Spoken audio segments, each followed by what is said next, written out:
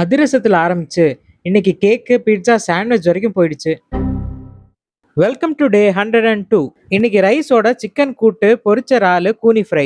ஃபைபருக்கு beetroot. Rice தான் கொஞ்சம் அதிகமாவே சாப்பிட்டேன். அதை சாப்பிட்டுட்டு இருக்கும்போது குக்கு அவங்களுக்குன்னு பண்ண வாத்து முட்டை ஃப்ரை கொஞ்சம் கொடுத்தாங்க. அது ஒரு செமி குக்டு கன்சிஸ்டன்சில தான் இருந்துச்சு. நான் யூஸ்வலா அப்படி சாப்பிட மாட்டேன், அதனால கொஞ்சமா மட்டும் சாப்பிட்டேன். காலையில வச்ச சாம்பார் இருந்துச்சு, பட் அது நல்லா இல்ல. தீபாவளிக்கு ஸ்வீட் வாங்குறதுக்காக சாம்பிளுக்கு ஒரு அதிரசம் கிடைச்சது. அதை சாப்பிட்டு பார்த்தேன், நடுவுல மட்டும் கொஞ்சம் ட்ரையா இருந்துச்சு. அன்னைக்கு வாங்கின நட் ஃபேன்சி கேக்ல இந்த மேல க்ரீம் இருக்கிற லேயர் மட்டும் எங்க அப்பா சாப்பிடல, அதனால அதை நான் சாப்பிட்டேன். ஆல்ரெடி பண்ண சோர்டோ பீட்சா சரியா வரலன்னு ஈஸ்ட் போட்டு பீட்சா பண்ணி பார்த்தேன், ரொம்பவே நல்லா வந்திருந்துச்சு. அது கூட ஒரு கப் டீயும் போட்டேன், அது ஒரு கப்பை விட கொஞ்சம் அதிகமாவே வந்துருச்சு. நைட்டு சமைக்கிறதுக்கு குக்கு வரல, வீட்டில் இருந்த பிரெட்டையும் எக்கையும் வச்சு சாண்ட்விச் பண்ணலான்னு முடிவு பண்ணேன். அதுக்கு கொஞ்சம் வெங்காயத்தையும் கேப்சிகத்தையும் ஏர் ஃப்ரையர்ல வறுத்து அதை முட்டை கூட மிக்ஸ் பண்ணேன். அதை ஆம்லெட் மாதிரி போட்டு அதுக்கு மேலே சீஸையும் போட்டேன். 2 பீஸ் தக்காளி ஏர் ஃப்ரை பண்ணி அது கூட வச்சேன். ஓவராலாக அரௌண்ட் 300 கேலரிக்கு 10 கிராம் புரோட்டீன் வந்துச்சு. அந்த புரோட்டீன் பத்தாது, கூட கொஞ்சம் சிக்கனை ஏர் ஃப்ரை பண்ணி எடுத்துக்கிட்டேன்.